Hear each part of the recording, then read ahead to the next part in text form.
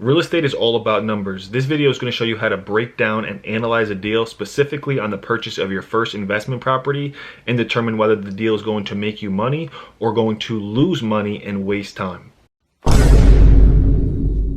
The reason I make this video is because just a few months ago, I actually almost got involved into the purchase of a multifamily investment property that would have produced zero positive cash flow. When the goal is to produce positive cash flow, I actually would have been coming out of pocket every single month just to pay or sustain the property.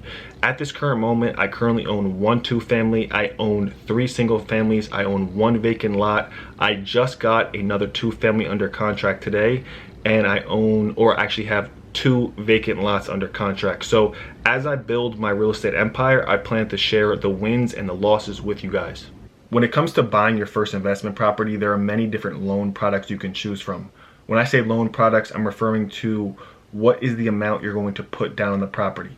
There is the typical and most basic one, which is FHA, which is only 3.5% down. There is a 10% down loan product, 15, 20, 25, 30.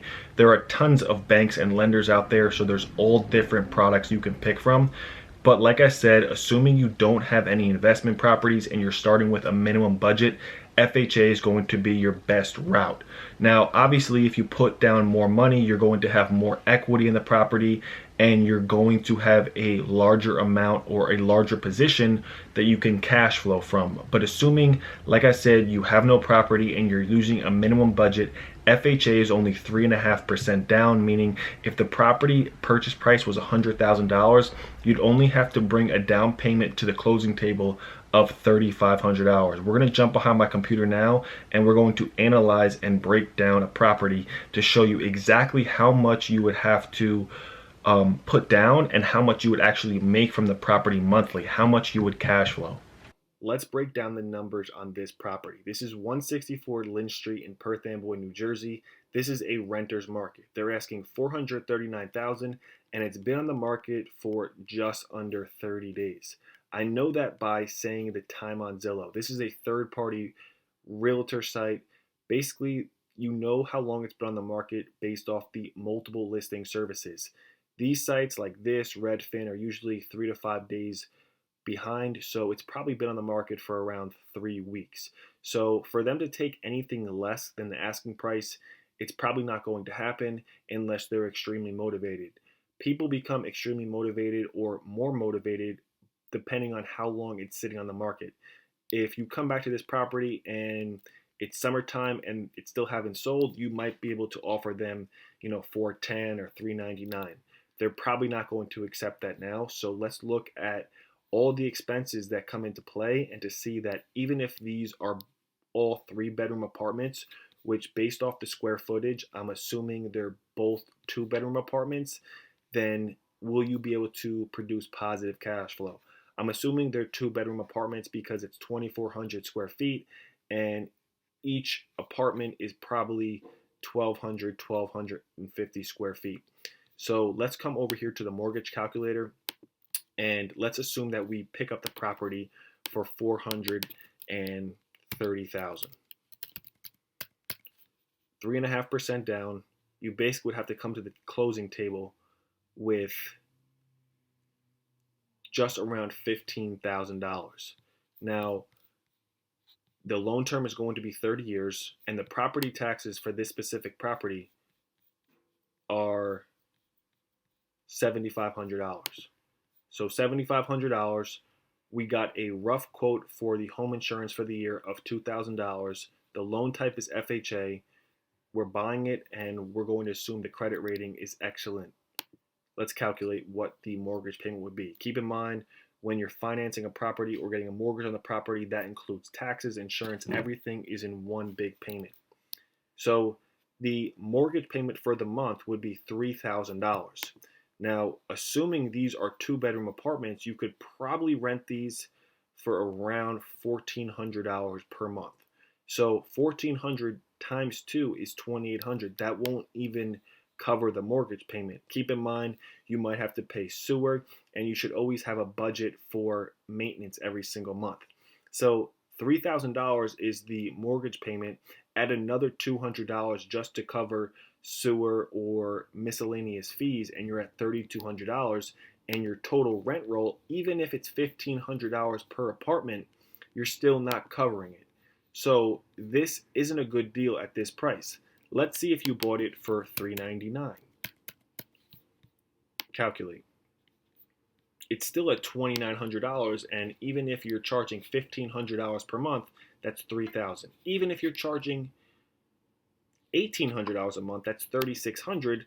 It's still too close. The thing about buying properties at this price tag is you have to give yourself wiggle room. I don't like having the mortgage payment right here where the total rent roll. The total rent roll means all the tenants in the building combined, how much is the total rent. So one tenant's paying $1,500, another tenant's paying $1,600. The total rent roll is $3,100, and the mortgage payment is $2,900. There's no room for profit.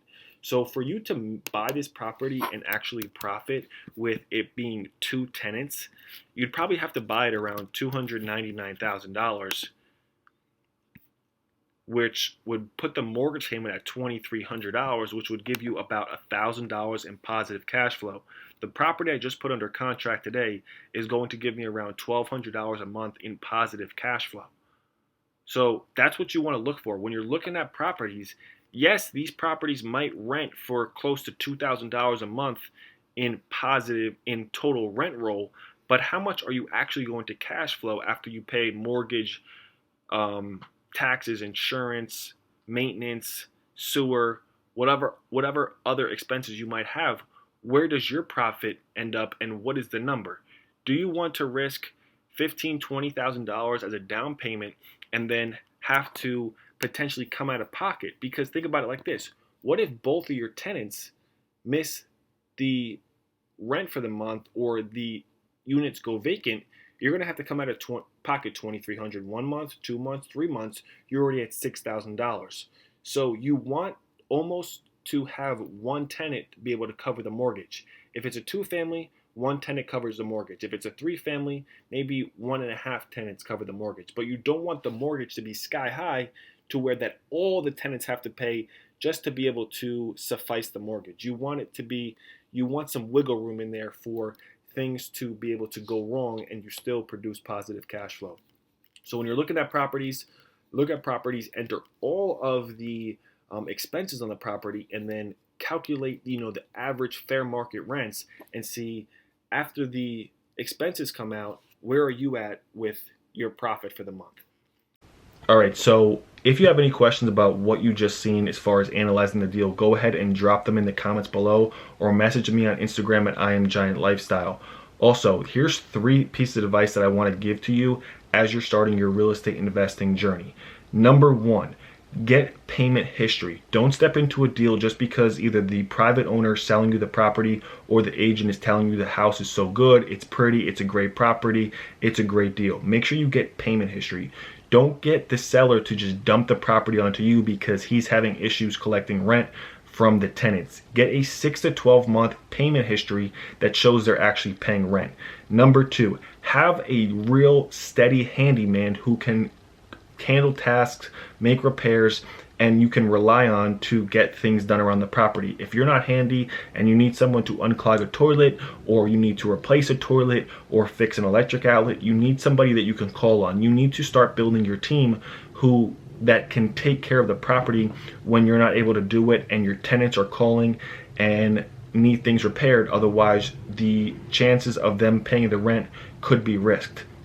The number 3 thing is make sure you're making at least $500 per door. When you're analyzing these properties, don't put up all this money only to make $100 in cash flow. You want at least $500 because that gives you wiggle room if you have to replace a boiler or make an expense where you could still make some profit for the month. So those are my 3 tips for you if you're starting your real estate investing journey. If you guys have any questions, like I said, drop them in the comments below. I appreciate everybody watching. Stay tuned for the next video.